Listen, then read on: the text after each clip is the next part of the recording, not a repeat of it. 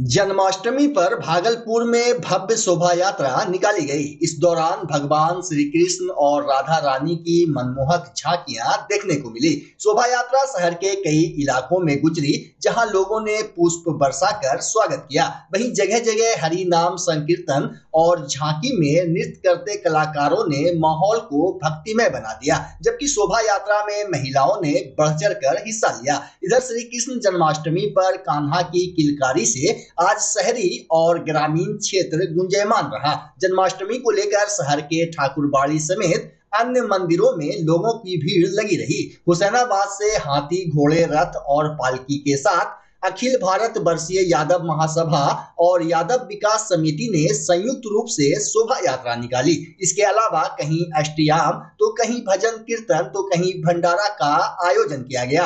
आइए अब हम आपको दिखाते हैं भागलपुर में जन्माष्टमी पर निकाली गई शोभा यात्रा की कुछ झलकियां।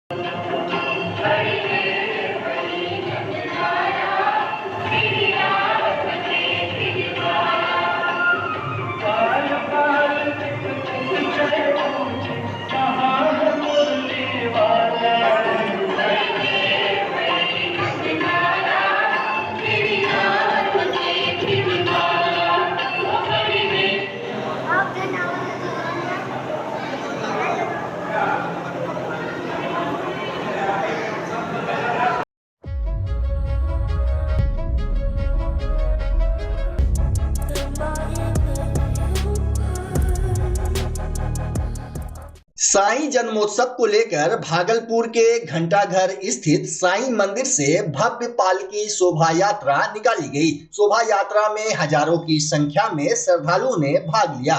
वहीं सभी भक्त भजनों की धुन पर थिरकते नजर आए, जबकि शोभा यात्रा की भव्यता रथ और घोड़ा बढ़ा रहे थे। साईं मंदिर के सचिव ने बताया कि ये हमारा 14वां पालकी शोभा यात्रा है। उन्होंने बताया कि शोभा यात्रा घंटाघर से निकलकर तिलका मांझी होते हुए मानिक सरकार चौक के रास्ते पुनः साईं मंदिर पहुंचेगी। सचिव ने कहा कि मंगलवार को श्रद्धालुओं के लिए भंडारे का आयोजन किया जाएगा और रात्रि में भक्ति जागरण, जिसमें स्थानीय और बाहर से आए कलाकारों के द्वारा एक से बढ़कर एक भजनों की प्रस्तुति दी जाएगी। ये हर साल की तरह साईं पालकी यात्रा संकट मोचन दरबार से आज निकला है और यहाँ से कचहरी चौक, तिलका मांझी चौक, उसके बाद कचहरी चौक, गुरन पिरोवा चौक, उसके बाद गौशाला कोतवाली होते हुए स्टेशन चौक होते हुए वैरायटी चौक होते फिर वापस 10 बजे रात में संकट मोचन दरबार आएंगे पालकी यात्रा। क्या उद्देश्य है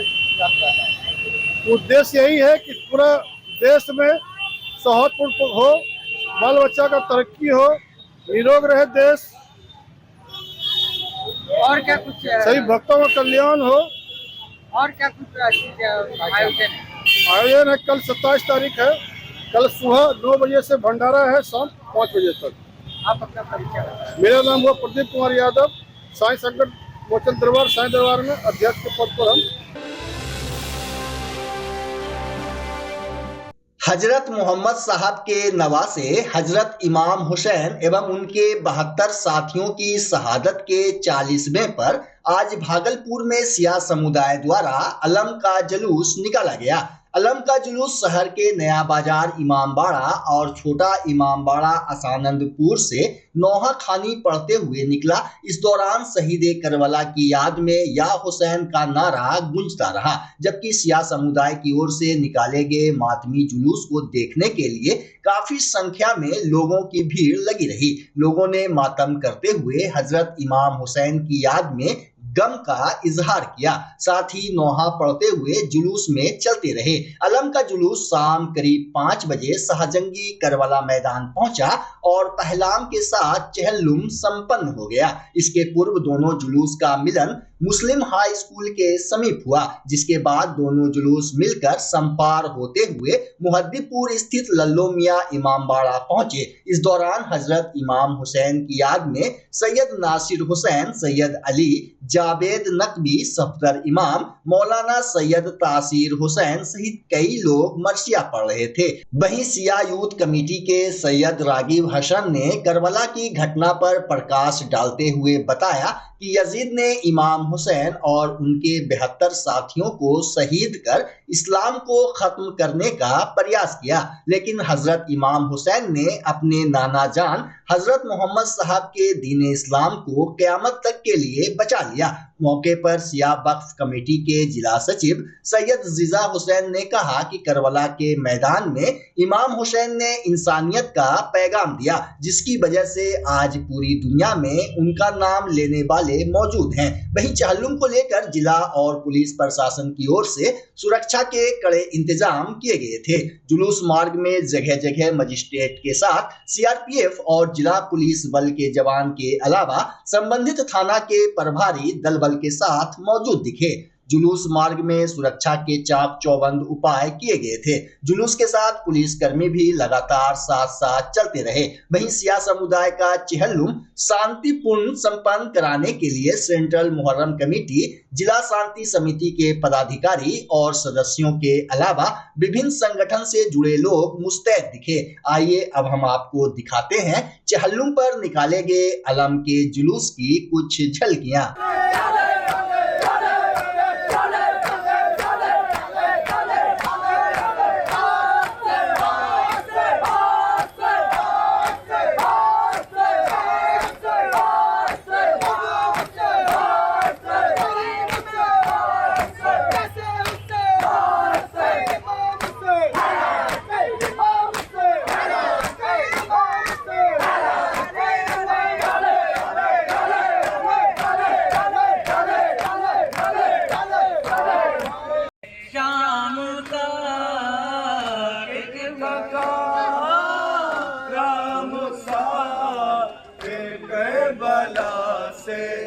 शाम का रोज शब मेरा मौला चलता रहा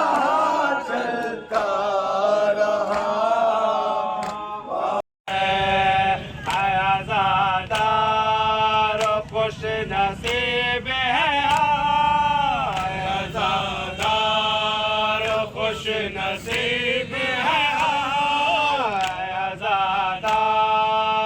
खुश नसीब है हमको शबीर ने पुकारा है, आज भी ये अलम हमारा है।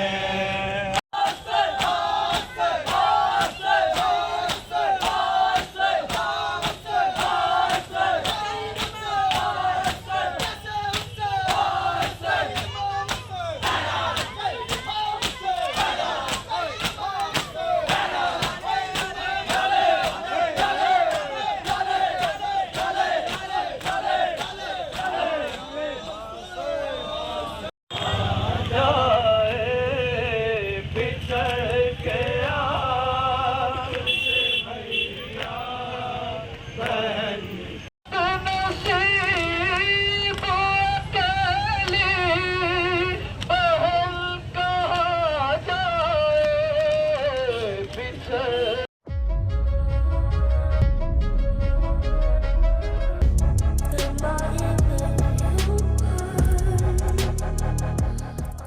बिहार के सीएम नीतीश कुमार के करीबी नेता और जदयू के बड़बोले विधायक के रूप में अपनी पहचान रखने वाले गोपाल मंडल ने एक बार फिर अपनी ही पार्टी के नेता को लेकर विवादित बयान दिया है। उन्होंने कहा कि यहाँ का सांसद अजय मंडल काला नाग है। इसके अलावा उन्होंने बुलो मंडल पर भी आपत्तिजनक टिप्पणी की है। सुनिए क्या कुछ कह रहे हैं विधायक गोपाल मंडल।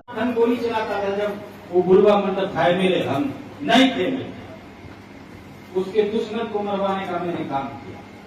मेरी पत्नी का गोद पकड़ के काने, कभी हमारा काने।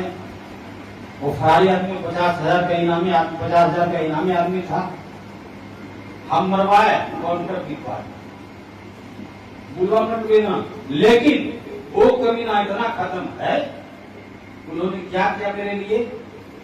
सब हो गया विधानसभा में, एमएलए मुख्य मेरे विधानसभा में कुछ बेपुर में दे दिया होगा, जो होगा हमारे विधानसभा में हमारा नाम नहीं दिया। जो बिहार गवर्नमेंट का काम था उसमें भी शिलान्यास कर देता था। हमारा तबियत खराब, ये देखिए दोनों नाग है, एक गोरखा नाग कोबरा, एक कर का नाग सलाह। इस नाग से बचिएगा, फोटोवा तो दे दिए, उम्मीद मत पालिए, पालिए गोपाल मंडल से, पालिए इंजीनियर जो काम करे, उसको भेद भाव नहीं होने वाला। भागलपुर में गंगा का पानी बढ़ने से इन दिनों दुनिया के सबसे खतरनाक और जहरीले सांपों में से एक रसेल वाइपर यहां देखने को मिल रहे हैं। बरारी रिवर फ्रंट घाट के पास रविवार को लोगों ने 2 रसेल वाइपर सांप देखा। इसके बाद लोगों के बीच भगदड़ मच गई। लोगों ने घटना की जानकारी वन विभाग को दी। इसके बाद मौके पर पहुंची वन विभाग की टीम ने सांप को रेस्क्यू किया।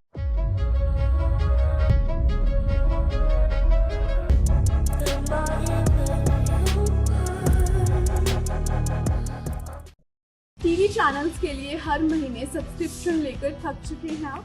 तो आपके लिए है वेल्ट्रॉन एलईडी टीवी, भारत का सबसे पहला टीवी जो खत्म करता है आपके लिए चैनल्स के सब्सक्रिप्शन वाली दुविधा और देता है 60 से ज्यादा चैनल, वो भी बिल्कुल फ्री, जिसमें एबीपी न्यूज जैसे प्रोमिनेंट न्यूज चैनल्स, म्यूजिक मस्ती, बच्चों के चैनल, पारिवारिक सीरियल, सब कुछ मिलेगा फ्री, यानी बिना सब्सक्रिप्शन के। तो अब चैनल के लिए सब्सक्रिप्शन का चिक छोड़िए और अपनाइए वेल्ट्रॉन टीवी, जो देते हैं अपनी सर्विस ऑल ओवर इंडिया में 2000 सर्विस सेंटर्स के साथ। दाम है कम, वेल्ट्रॉन में है दम। Beltron LED TV.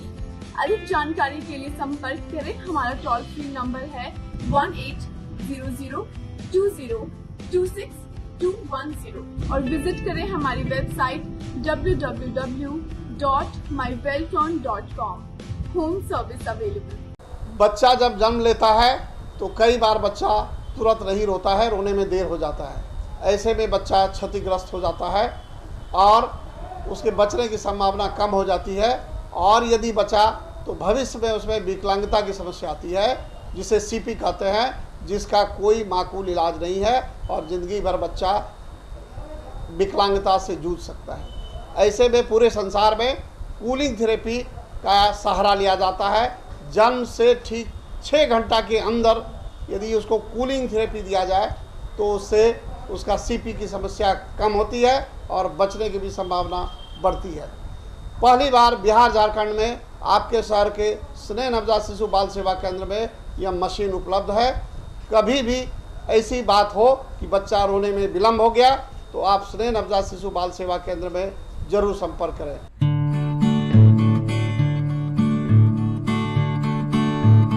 घर शिफ्ट करना हो या ऑफिस रीलोकेट करना हो, मेक माई शिफ्ट के साथ अपने सामान को सुरक्षित पहुंचाइए कहीं भी कभी भी। मेक माई शिफ्ट देते हैं residential and office relocation, long distance relocation, heavy machine shifting, packing and moving, international and intercity moving, car transportation जैसी ढेरों best services. Make my shift packers and movers. For bookings call 8298181018 या log on करें www.makemyshift.in।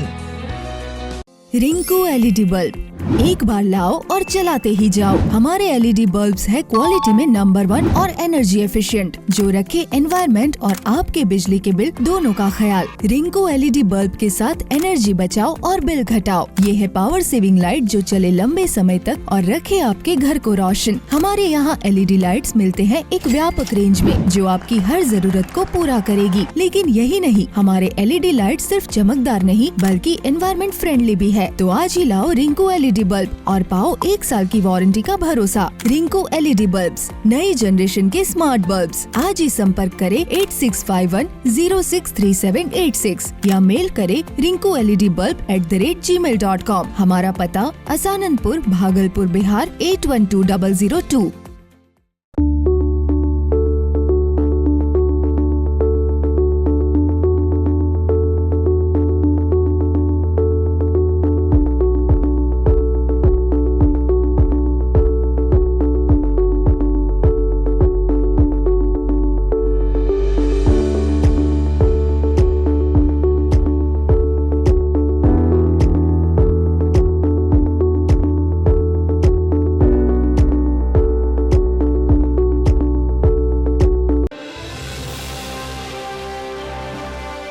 All India मिल्ली council की ओर से रविवार को पटना के गांधी मैदान के समीप एक इंस्टीट्यूट में वक्फ कॉन्फ्रेंस का आयोजन किया गया। कार्यक्रम की अध्यक्षता ऑल इंडिया मिल्ली काउंसिल के उपाध्यक्ष मौलाना अनीशुर रहमान कासमी ने की। कॉन्फ्रेंस में बिहार भर से दानिशवरों और मौलाना ने शिरकत की। इस अवसर पर भागलपुर खानकाए पीर दमड़िया के सज्जादा नसी सैयद शाह फखरे आलम हसन भी मौजूद थे। उन्होंने कॉन्फ्रेंस को संबोधित करते हुए कहा कि आज देश में गरीबी, बेरोजगारी, महंगाई, सांप्रदायिकता, नफरत और छोटी छोटी बातों को लेकर झगड़े फसाद जैसी अनेकों समस्याएं हैं। उन्होंने दुख प्रकट करते हुए कहा कि इन सब मसलों को सुलझाने के बजाय आज सिर्फ सियासत की जा रही है। खास तौर पर इस देश के अल्पसंख्यक समुदाय से जुड़े हुए मामले को देश का अहम मुद्दा बनाते हुए उस पर पार्लियामेंट या पार्लियामेंट के बाहर आवाजें उठाई जा रही है और अल्पसंख्यक समुदाय के लोगों को परेशान करने के लिए बहुत से ऐसे नियम लाए जा रहे हैं जिनकी कोई आवश्यकता ही नहीं है। सैयद फखरे आलम हसन ने केंद्र और बिहार सरकार से अनुरोध करते हुए कहा कि वक्फ एक्ट में जो संशोधन करना चाह रहे हैं उस पर गौर फरमाते हुए उस पर दोबारा नजर डालें और ऐसे किसी कानून को न लाएं जिससे अल्पसंख्यक समुदाय को कष्ट या तकलीफ हो। उन्होंने कहा कि हमेशा से हमारी कोशिश यही रही है कि हम देश के विकास को आगे बढ़ाएं, साथ ही हिंदू, मुस्लिम और तमाम समुदाय के लोग मिलकर इस देश की तरक्की में अपना हाथ बटाएं। इसलिए हुकूमत को भी चाहिए कि वह तमाम समुदाय के लोगों को एक नजर से देखते हुए उनके प्रति न्याय करे और उन्हें भी आगे बढ़ाने की हर संभव कोशिश करे। इस मौके पर सांसद पप्पू यादव, खालिद अनवर, अख्तरुल ईमान, जाहिद हलीमी समेत बिहार के कई प्रसिद्ध उलेमा और गणमान्य मौजूद थे।